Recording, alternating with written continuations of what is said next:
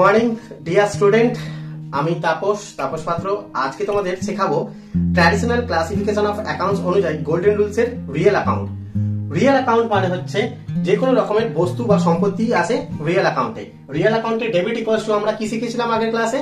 Assets comes in, সম্পত্তি আসলে বা বাড়লে, বা হোয়াট কামস ইন হচ্ছে ডেবিট, আর what goes out, assets goes out হচ্ছে ক্রেডিট। তো সেই রিয়েল অ্যাকাউন্টের কে যদি আমরা ভাগ করি তাহলে আসবে প্রথমে আমাদের কাছে অ্যাসেটস। অ্যাসেটস থেকে আসছে ফিক্সড অ্যাসেটস। ফিক্সড অ্যাসেটস মানে হচ্ছে স্থায়ী সম্পত্তি। তো অ্যাসেটস কাকে বলে? অ্যাসেটস মানে হচ্ছে যে সমস্ত সম্পত্তি থেকে আমরা ইউজ করলে ব্যক্তি বা প্রতিষ্ঠান দীর্ঘকালের ধরে বা সাময়িক সময় ধরে যার থেকে আমরা ভবিষ্যতে সুবিধা পাবো তাকেই বলবো আমরা অ্যাসেটস। অ্যাসেটস কে প্রথমে দুটো ভাগে ভাগ করা যায়, একটা হচ্ছে কারেন্ট অ্যাসেটস আর একটা হচ্ছে ফিক্সড অ্যাসেটস। আগে আমরা আলোচনা করব ফিক্সড অ্যাসেটস নিয়ে। ফিক্সড অ্যাসেটস মানে হচ্ছে স্থায়ী সম্পত্তি। স্থায়ী সম্পত্তি মানে হচ্ছে যেগুলো থেকে আমি সুবিধা দীর্ঘদিন ধরে পাবো বা দীর্ঘ কয়েক বছর ধরে পাবো, সেটা 2 বছর, 5 বছর, 10 বছর, 20 বছর ধরে যার থেকে আমি সুবিধা পাবো তাকে বলবো আমরা স্থায়ী সম্পত্তি বা ফিক্সড অ্যাসেটস। ফিক্সড অ্যাসেটস এর মধ্যে কি কি এক্সাম্পলে আসবে প্রথমে ট্যানজেবল। ট্যানজেবলে আসবে, ট্যানজেবল মানে হচ্ছে যে সমস্ত সম্পত্তিকে আমরা টাচ করতে পারবো বা যে সমস্ত সম্পত্তি আমরা চোখে দেখতে পাবো তাকে বলবো আমরা ট্যানজেবল ফিক্সড অ্যাসেটস। ট্যানজেবল ফিক্সড অ্যাসেটস এর মধ্যে আসবে land and building, plant and machinery, furniture, motor car, computer, যে কোনো রকমের ইকুইপমেন্ট যার থেকে কোম্পানি দীর্ঘকাল ধরে সুবিধা পাবে এবং যেগুলো দৃশ্যমান বা যাকে আমরা দেখতে পাবো বা টাচ করতে পারবো তাকে বলবো ট্যানজেবল ফিক্সড অ্যাসেটস। ট্যানজেবল ফিক্সড অ্যাসেটস এর কিছু এক্সাম্পল যদি আমি করতে যাই, যেগুলো তোমাদের কাছে আসবে জার্নাল করতে গেলে, সেইগুলো কয়েকটা আমি এক্সাম্পল তোমাদের কাছে তুলে ধরছি। তো 1 নম্বর এক্সাম্পলে আমি লিখেছি যে purchase or acquisition of fixed assets for business. যদি সম্পত্তি কেনা হয় বিজনেসের জন্য তাহলে কি হবে?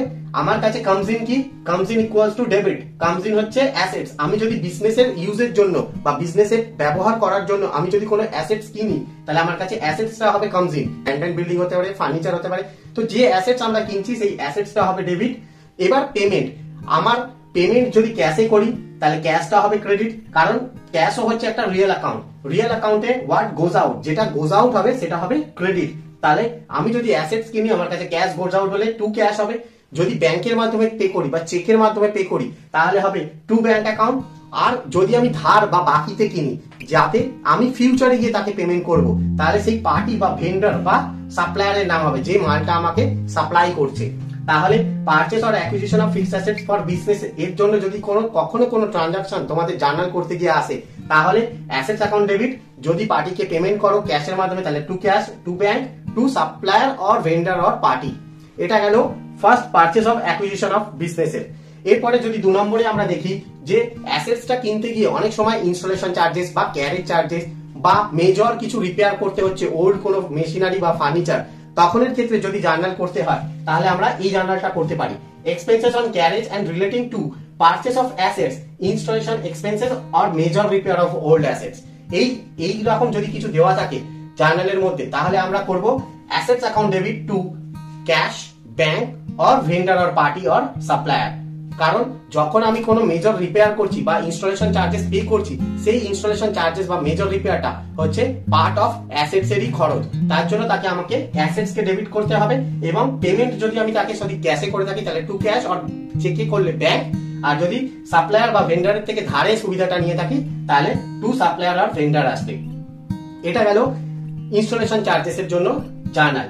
এছাড়া আরেকটা হতে পারে যদি আমি কোনো অ্যাসেটস বিক্রি করি, ধরো 5 বছর 10 বছর পরে গিয়ে সেই অ্যাসেটসটা থেকে যা কার্যক্ষমতা আমার পাওয়ার ছিল আমি পেয়ে গেছি, এবার বিজনেসে সেই অ্যাসেটসটার আর কোনো দরকার নেই, তাহলে সেই অ্যাসেটটাকে আমরা সেল করে দিতে পারি for sale of old fixed assets for business.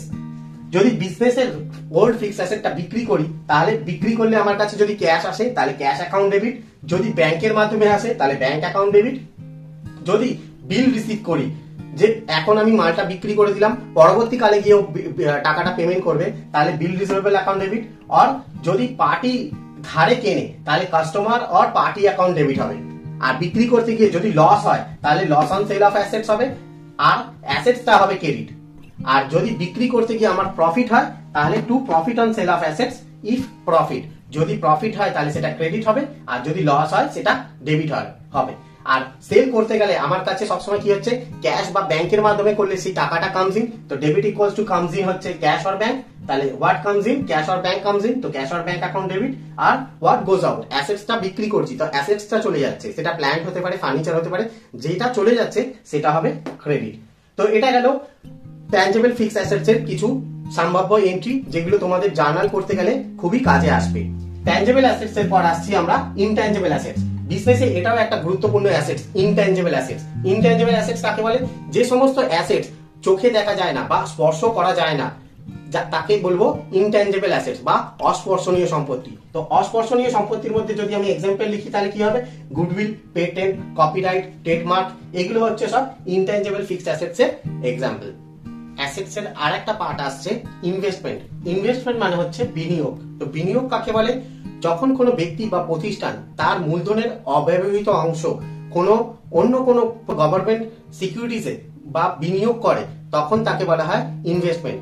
Investment যেটা গভর্নমেন্ট সিকিউরিটিসে হতে পারে, কোনো প্রাইভেট শেয়ারসে হতে পারে, ডিভেঞ্চারসে হতে পারে, বন্ডে হতে পারে, এছাড়া কোনো ব্যক্তিকে টাকা দিয়ে সাহায্য করা হতে পারে বা লোন হিসাবে বা ঋণ হিসাবে দেওয়া যেতে পারে, এছাড়া কোনো এক মালিকি বা অংশীদারি কারবারে তারতেও ইনভেস্ট করাকে বলা হয় বিনিয়োগ।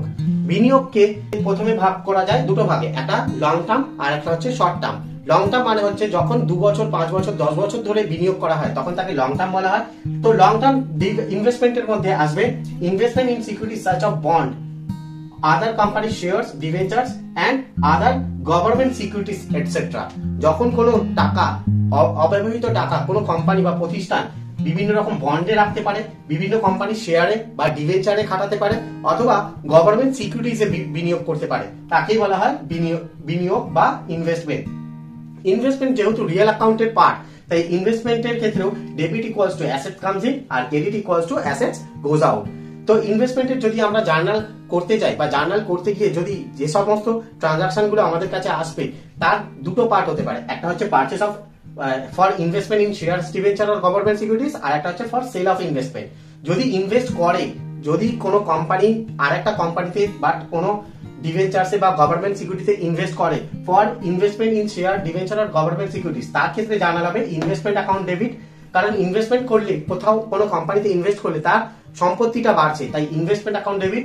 এবার ইনভেস্ট করলে তার মাধ্যমে তার কাছ থেকে ক্যাশ অথবা ব্যাংকের মাধ্যমে টাকা চলে যাবে। যদি ক্যাশের মাধ্যমে সেই টাকা দেয় তাহলে টু ক্যাশ অ্যাকাউন্ট, আর যদি ব্যাংকের মাধ্যমে বা চেকের মাধ্যমে টাকা পেমেন্ট করে তাহলে টু ব্যাংক অ্যাকাউন্ট। এরপরে নেক্সট এক্সাম্পল যদি আমরা আসবে বা জার্নাল যদি আসে তাহলে এরকম আছে, for sale of investment in shares, debenture or government securities. যদি গভর্নমেন্ট সিকিউরিটি বা শেয়ার বা ডিবেঞ্চারটা বিক্রি করা হয়, তাহলে যখন আমি পারচেস করেছিলাম তখন আমার কাছে বা কিনেছিলাম বা ইনভেস্ট করেছিলাম তখন আমার কাছে এসেছিল investment account debit to cash or bank, আর সেল করতে গেলে তখন আমার কাছে টাকাটা ফের আমার কাছে রিটার্ন চলে আসবে, তাই ক্যাশ অ্যাকাউন্ট ডেবিট, আর চেকের মাধ্যমে বা ব্যাংকের থ্রুতে আসলে ব্যাংক অ্যাকাউন্ট ডেবিট। এবার ইনভেস্টমেন্ট যদি সেল করতে যাই তাহলে কিছুটা প্রফিট হতে পারে বা লস হতে পারে, তো সেই যদি লস হয়ে থাকে, ইফ লস, তাহলে loss on sale of investment debit হবে, আর ইফ যদি প্রফিট হয় তাহলে টু প্রফিট অন ইনভেস্টমেন্ট বলে আসবে, আর ইনভেস্টমেন্টটা তখন চলে যাবে, তাই ইনভেস্টমেন্টটা হবে ক্রেডিট। তো দুটো জার্নাল ইনভেস্টমেন্টের ক্ষেত্রে আসতে পারে, একটা হচ্ছে investment in shares or debentures, আর একটা হচ্ছে ফর সেল অফ ইনভেস্টমেন্ট। এই দুটোই জার্নাল আমাদের অঙ্ক করতে গেলে আসবে এবং সেগুলোকে আমরা এই এক্সাম্পল গুলোর মাধ্যমে বা এই ভিডিওর সাহায্য নিয়ে তোমরা সেগুলোকে সলভ করতে পারো। যে সমস্ত স্বল্পস্থায়ী সম্পত্তি 1 বছর বা তার কম সময়ের মধ্যে আমরা অন্য কোনো অ্যাসেটস বা নগদে রূপান্তর করতে পারি তাকে বলা হবে কারেন্ট অ্যাসেটস বা চলতি সম্পত্তি। এক্সাম্পল হিসাবে stock of goods, sundry debtor, cash in hand, cash at bank, bills receivable, short term investment, marketable securities, prepaid expense and accrued income. তো কারেন্ট অ্যাসেটস এর কিছু জার্নাল বা এক্সাম্পল যদি আমি দিই, তো একটা এক্সাম্পল দিয়েছি for cash deposit into the bank. Cash আর ব্যাংক দুটোই হচ্ছে আমার কারেন্ট অ্যাসেটস বা রিয়েল অ্যাকাউন্টে। তো রিয়েল অ্যাকাউন্টের ক্ষেত্রেও debit equals to assets comes in, সম্পত্তি আসলে বা বাড়লে হবে ডেবিট, আর assets goes out equals to credit, সম্পত্তি চলে গেলে বা কমলে হবে ক্রেডিট। তাহলে এখানে যদি আমি দেখতে চাই যে cash deposit into the bank, তাহলে এখানে ক্যাশ আর ব্যাংক দুটোই হচ্ছে আমার কাছে অ্যাসেটস। তাহলে ক্যাশ যদি আমি ব্যাংকে ডিপোজিট করি তাহলে আমার কাছে ক্যাশটা গোজ আউট হবে আর ব্যাংক ব্যালেন্স বাড়বে, তাহলে তাই জন্য আমরা করেছি কামস ইন কে ব্যাংক, তাই ব্যাংক অ্যাকাউন্ট ডেবিট, আর গোজ আউট হচ্ছে ক্যাশ, তো টু ক্যাশ অ্যাকাউন্ট। এবার ক্যাশ ব্যাংকে জমা দেওয়া ছাড়াও যদি ক্যাপিটাল হিসাবে ব্যাংকে আমরা টাকা জমা দিই তাহলে bank account debit two capital হবে। আর যদি কোনো কাস্টমার বা ডেটার বা কোনো পার্সন বা পার্টি যদি আমার ব্যাংকে অ্যাকাউন্টে সরাসরি জমা দিয়ে দেয় তাহলে হবে bank account debit to customer, ডেটার, পার্সন অর পার্টি। নেক্সট আসছে for cash withdraw from bank. আমি যদি বিজনেস ব্যবহারের জন্য বা কোনো কিছু ইউজের জন্য বা কাউকে কোনো পেমেন্টের জন্য ক্যাশ যদি ব্যাংক থেকে উইথড্র করি তাহলে তখন ব্যাংক ব্যালেন্স কি হবে, কমে যাবে। তো ব্যাংক ব্যালেন্স তখন গোজ আউট হবে, তখন ক্রেডিট হবে। আর ডেবিট হবে কি, যদি ক্যাশ উইথড্র করি তাহলে ক্যাশ অ্যাকাউন্ট ডেবিট, কারণ ক্যাশ কামস ইন ডেবিট। যদি ড্রয়িংস করি বিজনেস ব্যাংক থেকে যদি পার্সোনাল ইউজের জন্য তুলি তাহলে ড্রয়িংস অ্যাকাউন্ট ডেবিট। আর যদি কোনো পার্টি বা ক্রেডিটার বা পার্সন অথবা কোনো সাপ্লায়ারকে আমি পেমেন্টের জন্য ব্যাংক থেকে টাকা তুলি তাহলে ক্রেডিটার আর সাপ্লায়ার হবে ডেবিট। তাহলে কারেন্ট অ্যাসেটস এর এই দুটো এক্সাম্পলের মাধ্যমে বোঝা যাচ্ছে যদি আমি ক্যাশ ডিপোজিট করি ব্যাংকে আর ক্যাশ যদি ব্যাংক থেকে উইথড্র করি বিভিন্ন পারপাসের জন্য তাহলে হবে এই এক্সাম্পলটা। আশা করি তোমাদের জার্নাল করতে গিয়ে বা ট্রানজাকশন করতে গিয়ে যদি কারেন্ট অ্যাসেটস এর উপর কিছু এক্সাম্পল বা কারেন্ট অ্যাসেটস এর উপর যদি কোনো ট্রানজাকশন আসে তোমরা এর মাধ্যমে বা এর সাহায্যে করতে পারবে। এরপরে আসছি রিয়েল অ্যাকাউন্টে আরেকটা পার্ট, ফিকটিটিয়াস অ্যাসেটস, যাকে বাংলায় বলা হয় অলীক সম্পত্তি। যে সমস্ত সম্পত্তি কোনো বাজার মূল্য নেই বা যার কোনো অস্তিত্ব নেই কিন্তু তাকে সম্পত্তি হিসাবে বিবেচনা করা হয় তাকে বলা হয় ফিকটিটিয়াস অ্যাসেটস বা অলীক সম্পত্তি বা ভুয়ো সম্পত্তিও বলা হয়ে থাকে। তো ফিকটিটিয়াস অ্যাসেটস এর কিছু example, preliminary expenditure, discount on issue of share debenture, debit balance of profit and loss. Preliminary expenses মানে হচ্ছে প্রাথমিক ব্যয়। প্রাথমিক ব্যয় মানে যখন একটা কোম্পানি প্রারম্ভিক যে কিছু ব্যয় করে থাকে, স্টার্টিং এর সময় যে সমস্ত ব্যয় করে থাকে তাকে বলা হয় প্রিলিমিনারি এক্সপেন্ডিচার। এছাড়া discount on issue of share and debenture, share এবং ডিবেঞ্চার ইস্যু করার সময় মানে যখন মার্কেটে নতুন ইস্যু করা হয় তখন যদি ডিসকাউন্টে দেওয়া ছাড়া হয় তখন সেটা ফিকটিটিয়াস অ্যাসেটস এর মধ্যে কাউন্ট হয়। এছাড়া debit balance of profit and loss, company যদি প্রত্যেক বছর প্রফিট না করে লস করে সেই লসটাকেও বলা হয় ফিকটিটিয়াস অ্যাসেটস। এছাড়া অ্যাডভার্টাইজমেন্ট বা ডেফার্ড রেভিনিউ এক্সপেন্ডিচার, এই সমস্ত গুলো আসবে ফিকটিটিয়াস অ্যাসেটস এর মধ্যে।